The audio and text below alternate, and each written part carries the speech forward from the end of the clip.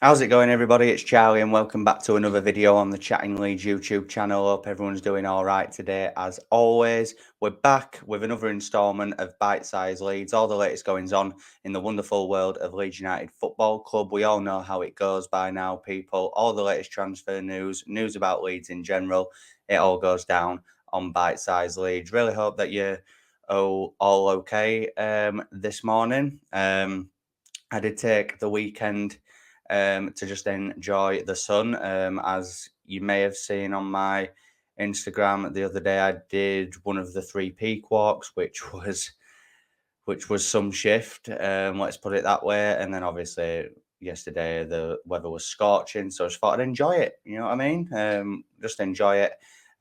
So we're back with content though. Obviously, there's a lot to go through. If I'm honest. So just before I get into it, smash that like button, please subscribe, share all of your thoughts and opinions in the comment section down below, and we'll get right into it now then. So, firstly, the main sort of topic of this upload actually is just to talk about this Raphinha situation because, as some of you are aware, it was brought to our attention over the weekend that Raphinha is not part of the squad that has headed out to Australia for the pre-season tour.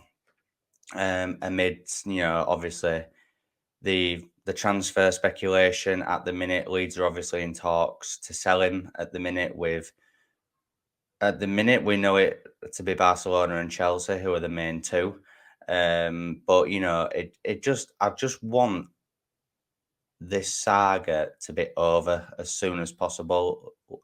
Whether he's staying at Leeds, going to Chelsea, going to Barca, let's just get this wrapped up as soon as possible. I do think this is a big few days or a big week in this whole saga as well. Various journalists are saying that Rafinha is still open to a move to Chelsea if the Barcelona deal does not happen for whatever reason. Obviously, apparently he was waiting out for Barcelona to sort the finances out, but that just doesn't look like it's ever going to happen anytime soon anyway. Bayern Munich wanted 50 odd million for Lewandowski.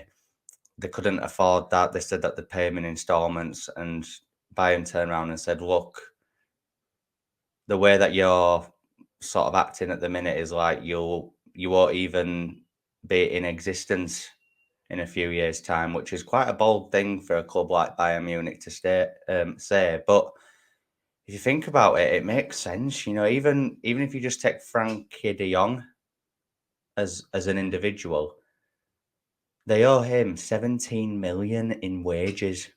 They still owe Liverpool 30 million for the transfer of Coutinho. He's at Villa now. How many years ago was that? You know what I mean? Like they're an absolute joke. They're a shambles at the minute, Barcelona.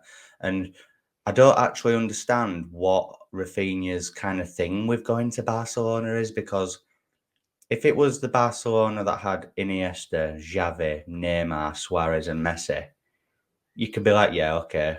But Barcelona is not that club anymore. They're slowly declining, like rapidly. In fact, actually, it isn't even slowly. They're rapidly declining. They're not. Yes, it's. I understand it. It's the Camp Nou. It's Barcelona, and all the La Liga titles, the Champions League titles. They are a big club. They're still a big club, but it's kind of like Man United in a way, but just in a different sort of way. Like they're rapidly declining. They are.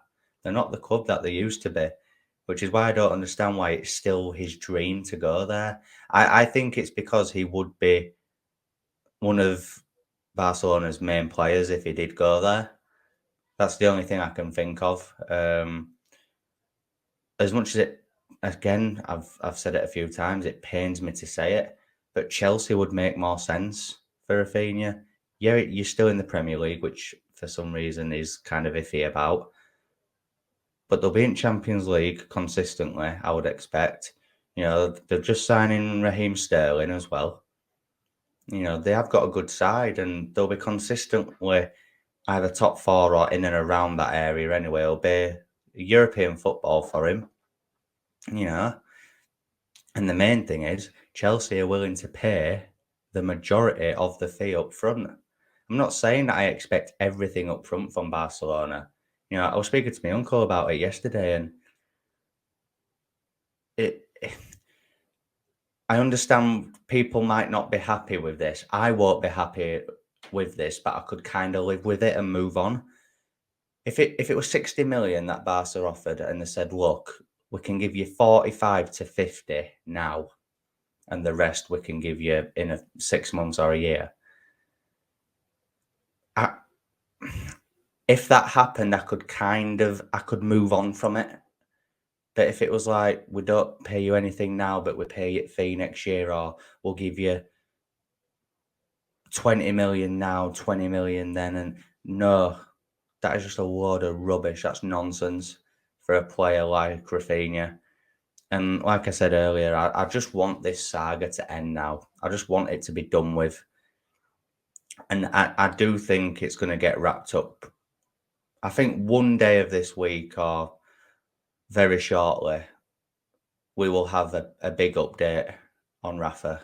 For him to not be included in the pre-season tour. Marsh said after the Blackpool game that, he's aware of his intentions and stuff. So it's quite clear that he is going to go. I just want it to be a deal that is beneficial for Leeds now, and one where our fans can be like, yeah, okay. Because the Calvin Phillips deal caused a big debate on social media, that some fans weren't happy with his fee, others were okay with it. I was okay with it. But this Raphinha thing could cause an absolute storm if it is done in the wrong way. I just hope that the board and Leeds as a club, I just hope that we stand firm on this, because we cannot be getting mugged off by Barcelona. We just can't. And if it is Chelsea that he goes to, yeah, it isn't nice.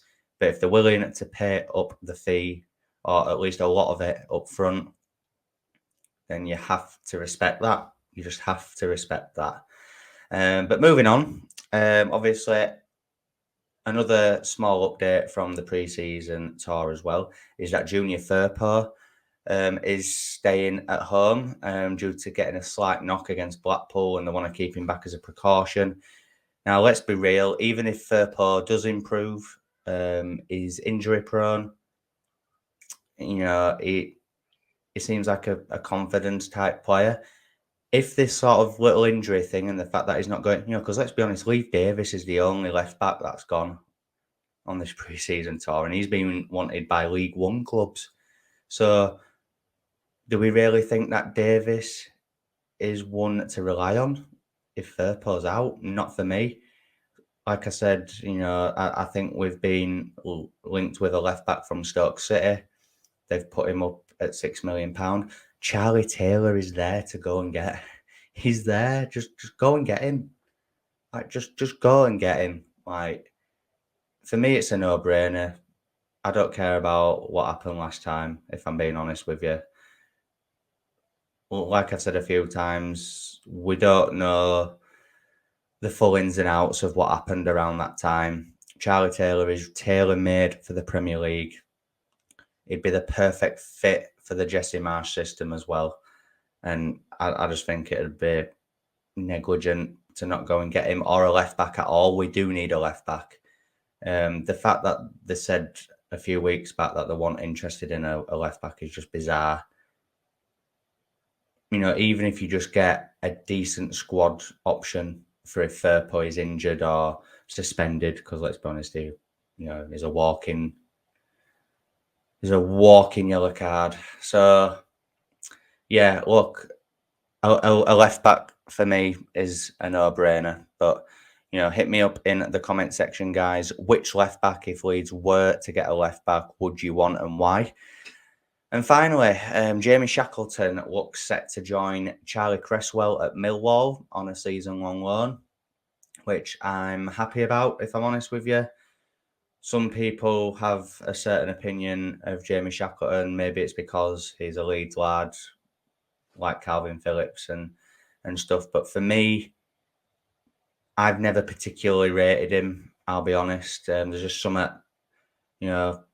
Again, people have an opinion. Football is subjective, but I've never rated Jamie Shackleton. I think he sees himself as a midfielder. I don't know how. Yes, he does play slightly better in midfield rather than at right back, but for me, it's just not going to work out at Leeds. And I would have looked to have sold him permanently in this window. Obviously, I aren't aware of the full, terms and conditions of this loan spell at Millwall.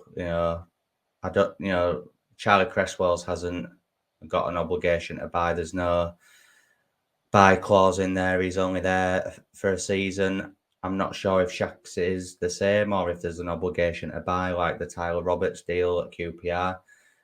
But Jamie Shack, it'll benefit him hugely to go into the Championship and get a lot of minutes. I do think he needs that. I'm not saying that he can't have a good career. He is only young. I just think right at this minute in time where Leeds are wanting to move and progress to, I just don't think Jamie Shackleton is the right fit. So it makes sense to send him out on loan to get some minutes. Whether Millwall choose to buy him, whether he comes back to Leeds, a different player, remains to be seen. But I do think in terms of this season as a whole, if we're just going to isolate it as this one season, Jamie Shacks was never, ever going to be part of the plan, in my opinion, anyway. So I'm happy that he's going out to get some good minutes under his belt. So that brings us to the end of this episode of Bitesize Leeds, guys. I really hope that you've all enjoyed it. Smash a like on the video if you have. Please subscribe if you're brand new and share all of your thoughts and opinions in the comment section down below. And I'll see you in the next upload. Cheers.